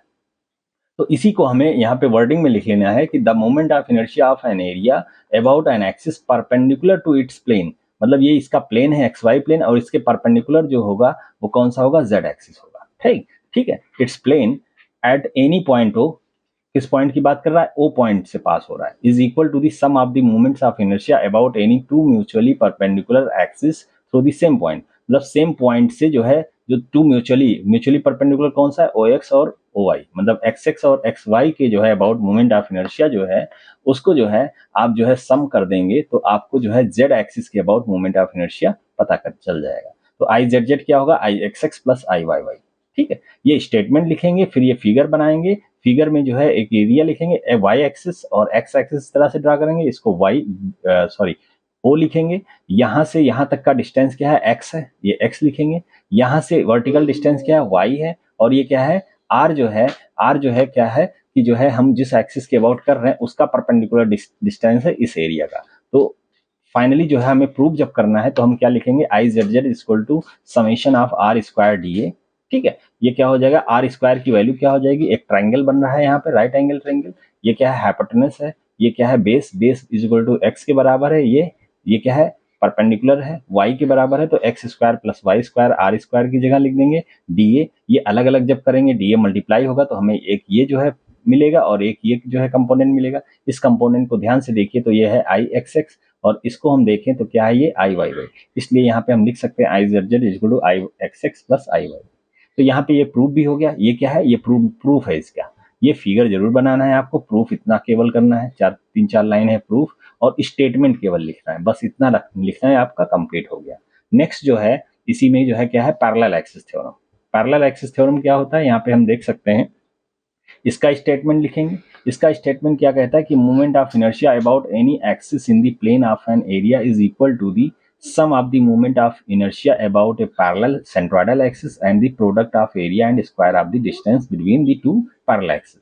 इसका कहने का मतलब है कि अगर सेंट्रोइडल एक्सिस के अबाउट किसी ऑब्जेक्ट का, किसी बॉडी का मोमेंट ऑफ इनर्शिया दिया है, उस मोमेंट ऑफ इनर्शिया को क्या कहेंगे, आई जी जी। क्या लिख देंगे, जैसे यहाँ पे सेंट्रोइडल एक्सिस क्या है, जी जी, तो क्या है आई जी जी, क्या है moment of inertia about centroidal axis. अब इस सेंट्रोइडल एक्सिस के अबाउट कोई पैरेलल एक्सिस है, मान लीजिए ए बी एक एक्सिस है जिसका परपेंडिकुलर डिस्टेंस क्या है, वाई, क्या है, वाई सी है। तो इसके अबाउट अगर इस पूरे ऑब्जेक्ट का मोमेंट ऑफ इनर्शिया निकालना है तो पैरेलल एक्सिस थ्योरम लगाएंगे और क्या लिख देंगे, I G G plus A Y square, total area into जो परपेंडिकुलर डिस्टेंस है वाई सी स्क्वायर कर देंगे। आई जी जी जो हमें पहले से पता होता है, जैसे रेक्टेंगल का होता है B D cube by 12, circle का होता है pi by 64 D to power 4, और ट्राइंगल का होता है, ट्राइंगल का जो है हम लोग जो है लिखते हैं बी एच क्यू बाई 36 होता है। ठीक है, तो इस तरीके से पता है, तो इसका यूज करते हुए हम पैरेलल एक्सिस थ्योरम का यूज करते हुए इस पैरेलल एक्सिस के अबाउट हम आसानी से मोमेंट ऑफ इनर्शिया की वैल्यू कैलकुलेट कर सकते हैं। ये वाला थ्योरम किसके लिए था? परपेंडिकुलर एक्सिस के अबाउट, दो म्यूचुअली परपेंडिकुलर एक्सिस के अबाउट जो है मोमेंट ऑफ इनर्शिया कैलकुलेट करने का तरीका था, जो जिसमें हम परपेंडिकुलर एक्सिस थ्योरम लगाए थे। ये कौन सा है? पैरेलल एक्सिस थ्योरम, जो कि पैरेलल एक्सिस के about moment of inertia calculate करने का तरीका है। इसके लिए हमें सेंट्रोइडल एक्सिस के अबाउट मोमेंट ऑफ इनर्शिया दिया होना चाहिए। आसानी से इसमें ए वाई सी स्क्वायर ऐड कर देंगे तो हमें किसी भी एक्सिस के अबाउट जिसके अबाउट निकालना हो उसी से डिस्टेंस हम लेंगे तो हमें उस एक्सिस के about moment of inertia calculate हम कर लेंगे, राइट। अब यहाँ पे हमें प्रूफ अगर देखना है तो हमें ये पता है कि आई ए बी अगर लिखना है तो क्या होता है? डी ए इंटू ये पूरा डिस्टेंस का स्क्वायर। ये पूरा डिस्टेंस कितना है? डिस्टेंस है वाई प्लस वाई सी, तो यहाँ पे वही लिखा है वाई प्लस वाई सी का होल स्क्वायर, ठीक है, इंटू डी ए। अब इसको हम जब जो है एक्सपेंड करेंगे, ओपन करेंगे तो हमें ये अलग अलग मिल जाएगा। अब इसमें देखिए ये वाला जो है ये आपको पहचान में आ रहा होगा, ये क्या है? ये जो है वाई स्क्वायर डी ए, ठीक है। ये क्या है? ये आई जी जी है। क्या है? आई जी जी, क्योंकि एक्स एक्सिस लगभग है ये, इसीलिए क्या होगा? ये वाई स्क्वायर डी ए लिखते हैं। अगर हम वर्टिकल एक्सिस होता तो एक्स स्क्वायर डी ए लिखते हैं, ठीक है। तो वाई स्क्वायर डी ए और ये आ गया और ये आ गया। ये देखिए वो 2y वाई डी ए, ये क्या है? इसकी वैल्यू 0 हो जाएगी, इसकी वैल्यू 0 हो जाएगी जो है, और इसकी वैल्यू क्या है? Y C square D a, Y C square D a. ये वाई सी जो है ये हमें डिस्टेंस दिया है, और डी ए को हम जब इंटीग्रेट करेंगे या समेशन करेंगे छोटे छोटे एलिमेंट्स को, हमें तो एरिया मिल जाएगा, ठीक है। तो हमें एरिया मिल जाएगा तो हम आसानी से जो है यहाँ पे लिख सकते हैं कि जो है जो 2y/c है इसकी वैल्यू क्या हो जाएगी? 2y/c into summation of y d है। अब ये जो है ये क्या है? मोमेंट ऑफ एरिया है। ये क्या है? मोमेंट ऑफ एरिया है, और जो है मोमेंट ऑफ एरिया जो है उसी सेंट्रॉइड से पास हो रहा है, ठीक है। सेंट्रॉइड से ही पास हो रहा है तो इसका जो है हम जो इसका वैल्यू है वो क्या हो जाएगा? 0 हो जाएगा। इसकी वैल्यू क्या हो जाएगी? 0 हो जाएगी। तो यही लिखा है sigma summation of sigma Y D A upon A जो है वो क्या है? उसी एक्सिस पे लाई कर रहा है, और इसके लिए जो है जो डिस्टेंस वो क्या होगा? 0 हो जाएगा। इस वजह से 2y वाला जो टर्म है वो क्या हो जाएगा? ये वाला जो टर्म है ये क्या होगा? 0 हो जाएगा।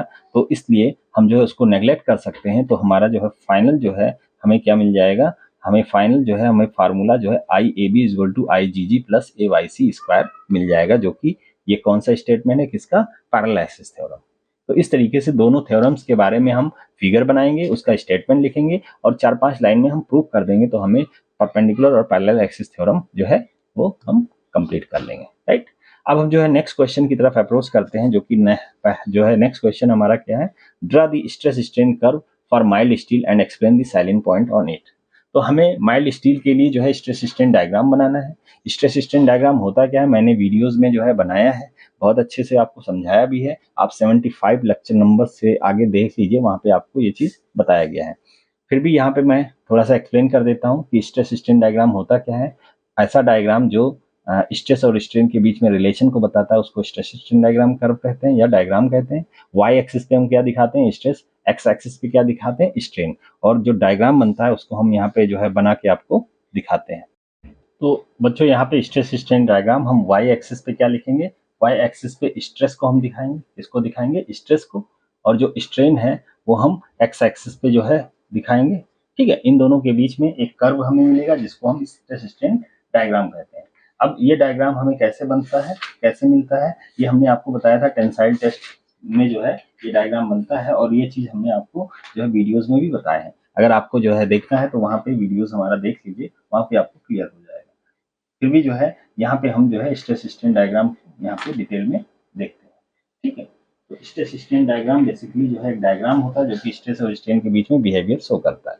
तो आप जो है किसी ऑब्जेक्ट पे जब फोर्स लगाते हैं तो क्या होता है? उसके बीच में जो है उसके बीच में इलोंगेशन होना जो है होता है। जब फोर्स आप एक्सटर्नल फोर्स अप्लाई करते हैं तो उसका शेप चेंज होता है, ठीक है, या ट्राई होता है, ठीक है। तो जैसे जैसे जो है हम फोर्स लगाते जाते हैं तो स्ट्रेस जो इंड्यूस होता है उसमें, उसकी वजह से स्ट्रेन भी डेवलप होता है, ठीक है। इस पूरे डायग्राम के लिए हम टेंसाइल टेस्ट जो है करते हैं, जिससे ये डायग्राम बनता है। टेंसाइल टेस्ट में क्या करते हैं?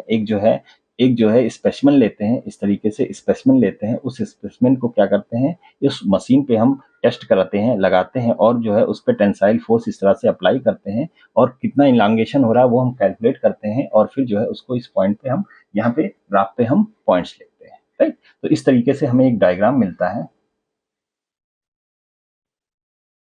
ठीक है, पहले ये जो है सीधी लाइन जाएगी जिसको कहते हैं लिमिट ऑफ प्रोपोर्शनलिटी। इसके बाद एक अपर पॉइंट आता है जिसको ये अपर पॉइंट, इसको अपर यील्ड पॉइंट कहते हैं। और फिर एक नीचे पॉइंट आता है जिसको हम लोअर यील्ड पॉइंट कहते हैं। और फिर यहाँ से ये कर्व आगे की तरफ इस तरीके से चलता जाता है, ठीक है, और यहाँ पे ब्रेक हो जाता है। ठीक है, तो हमें कुछ पॉइंट्स मिलते हैं, जैसे कि ये पॉइंट है O, यहाँ पे एक पॉइंट है A, OA, और फिर ये अपर यील्ड पॉइंट B, और ये फिर लोअर यील्ड पॉइंट C, और फिर जो है ये क्या है, ये अल्टीमेट पॉइंट है जिसको D कहते हैं, और ये क्या है, फ्रैक्चर पॉइंट E है। तो इस टाइप से अलग अलग हमें पॉइंट्स मिलते हैं। अब इन सब सारे पॉइंट्स का जो है अलग अलग यूज है। जैसे कि पहला जो चीज है वो क्या है, proportionality limit, limit of proportionality. तो पहला जो है क्या चीज है, limit of proportionality, limit of proportionality, limit of proportionality. ये क्या होता है, ये जो है हमें ये बताता है कि जो है स्ट्रेस जो है कहाँ तक जो है, स्ट्रेस जो है वो स्ट्रेन के डायरेक्टली प्रोपोर्शनल है। क्या है, स्ट्रेस जो है वो स्ट्रेन के डायरेक्टली प्रोपोर्शनल है, वो ये चीज बताता है। ठीक है, यहाँ तक जो है क्लियरली जो है OA जो रीजन है, लिमिट ऑफ प्रोपोर्शनलिटी क्या है, ए रीजन तक, OA जो रीजन है वो हमारा लिमिट ऑफ प्रोपोर्शनलिटी होता है। और इसमें क्या होता है, stress is directly proportional to strain. ये क्या है, स्ट्रेस, ये क्या है, स्ट्रेन, दोनों क्या है, डायरेक्टली प्रोपोर्शनल, क्योंकि लीनियर लाइन मिल रहा है, राइट। ठीक है, दूसरा जो पॉइंट है, दूसरा पॉइंट है इलास्टिक लिमिट। दूसरा पॉइंट क्या है, इलास्टिक लिमिट।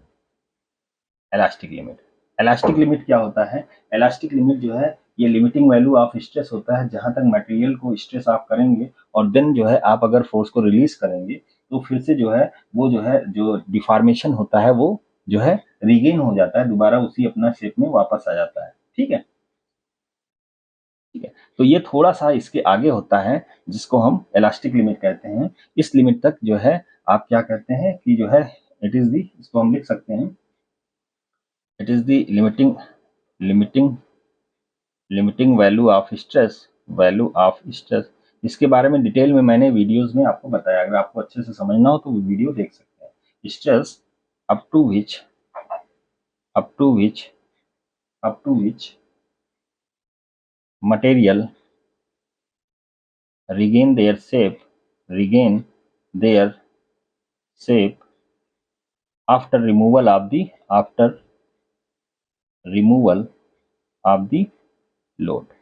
ठीक है, तो ये हो गया इलास्टिक लिमिट। तीसरा जो पॉइंट इसमें आपको लिखना है वो क्या है, अपर यील्ड पॉइंट। क्या होता है, अपर yield point, upper yield point, upper yield point जिसको हमने बी से लिखा है, राइट। तो बी पॉइंट जो अपर यील्ड पॉइंट है वो क्या होता है, यहाँ पे देख सकते हैं, ये ऐसे स्ट्रेस की वैल्यू होती है जहां पे this is the value of stress, this is the point eight which the value of stress the load starts reducing and the extension increases. Load यहाँ से क्या होता है, रिड्यूस होता है, लेकिन जो है आपका जो यहाँ पे डिफॉर्मेशन है या स्ट्रेन है वो क्या होता है, बढ़ता जाता है। तो from this point load starts reducing and strain strain strain and the strain increases या इसी को लिख सकते हैं एक्सटेंशन इंक्रीजेस। तो इसको हम क्या कहते हैं, अपर यील्ड पॉइंट। नेक्स्ट जो है चौथा पॉइंट क्या है, लोअर यील्ड पॉइंट। क्या होता है, lower yield point, lower yield point. Lower yield point क्या होता है इसके बारे में देख सकते हैं। नेक्स्ट पॉइंट है lower yield point. Lower yield point को हम सी से लिखते हैं, किससे लिखते हैं, सी से लिखते हैं। तो सी जो है लोअर यील्ड पॉइंट है जिसमें स्ट्रेस तो जो है क्या होता है, सेम होता है, स्ट्रेस जो है लगभग सेम होता है, बट जो है स्ट्रेन जो है वो आगे जो है ये बढ़ता जाता है, स्ट्रेन जो है वो इसकी वैल्यू आगे बढ़ती जाती है। ठीक है, नेक्स्ट जो पॉइंट है वो कौन सा है, अल्टीमेट पॉइंट। नेक्स्ट जो पॉइंट है वो कौन सा है, अल्टीमेट पॉइंट। अल्टीमेट पॉइंट जो है पांचवा जो पॉइंट है अल्टीमेट पॉइंट, इसके बारे में हम देख रहे हैं। Ultimate point, ultimate point, ultimate point. और इसको हमने किससे लिखा है, इसको डी पॉइंट से लिखा है, राइट। ये क्या होता है इसके बारे में देखें तो ये जो है बेसिकली होता क्या है, ये मैक्सिमम स्ट्रेस वैल्यू होती है, ये किसी भी मटेरियल की maximum stress of the material can resist. तो ये क्या लिख सकते हैं, this is the this is the maximum stress, this is the maximum stress, this is the maximum stress the material can resist, the material can resist, मतलब maximum stress की value है जहां पे मटेरियल जो है किसी भी लोड को रेसिस्ट करता है, अपने अंदर चेंज होने को रेसिस्ट करता है, और जो है इसकी वैल्यू मटेरियल में सबसे ज्यादा होती है, सबसे ज्यादा स्ट्रेस की वैल्यू होती है, उसी को क्या कहते हैं, अल्टीमेट स्ट्रेस, जिसको सिग्मा यू से लिखते हैं। ठीक है, 6 पॉइंट क्या है, 6 पॉइंट है ब्रेकिंग पॉइंट। क्या है, ब्रेकिंग पॉइंट। ब्रेकिंग पॉइंट क्या होता है, तो ये ऐसा स्ट्रेस होता है जिसमें फाइनली स्पेसिमेन क्या होता है, ब्रेक कर जाता है। इसको जो है हम ई पॉइंट कहते हैं, या ब्रेकिंग, या इसी को फ्रैक्चर पॉइंट भी कहते हैं। क्या कहते हैं, फ्रैक्चर पॉइंट। क्या कहते हैं, फ्रैक्चर पॉइंट। तो it is the stress eight which, it is the stress eight which finally the specimen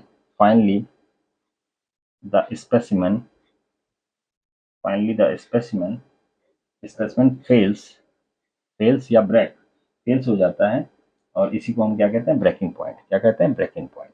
तो ये आपका जो स्ट्रेस स्ट्रेन डायग्राम है वो आपका यहाँ तक लिखना है। क्लियर हो गया। आपको इस तरीके से डायग्राम बनाना है, यहीं पे आप इसको शो कर सकते हैं। बी क्या है, अपर यील्ड पॉइंट। ये क्या है, लोअर यील्ड पॉइंट। ये क्या है, अल्टीमेट पॉइंट। और ये क्या है, फ्रैक्चर पॉइंट। ठीक है, फ्रैक्चर पॉइंट। ओए जो है ये क्या है, लिमिट ऑफ प्रोपोर्शनलिटी या प्रोपोर्शनलिटी लिमिट। यहाँ पे ये क्या होगा, थोड़ा सा जो है आगे बढ़ा के इसको कर देंगे इलास्टिक लिमिट। ये B point upper yield point, lower yield point, ultimate point और फ्रैक्चर पॉइंट। यहाँ पे जो है जो इस स्ट्रेस लिमिट, जो इलास्टिक लिमिट पे स्ट्रेस है उसको कहते हैं elastic limit stress. Upper yield point है, इसको यील्ड स्ट्रेस कहते हैं, सिग्मा वाई से लिखते हैं। ये अल्टीमेट जो है इसको हम लिखते हैं सिग्मा यू, क्योंकि स्ट्रेस की वैल्यू वाई एक्सिस पे है। सिग्मा यू मतलब अल्टीमेट स्ट्रेस। और ये क्या है, फ्रैक्चर स्ट्रेस। ये क्या है, फ्रैक्चर स्ट्रेस होता है इसको। ठीक है, तो यहाँ पे जो सबसे मैक्सिमम वैल्यू स्ट्रेस है मटेरियल की वो क्या होती है, अल्टीमेट स्ट्रेस।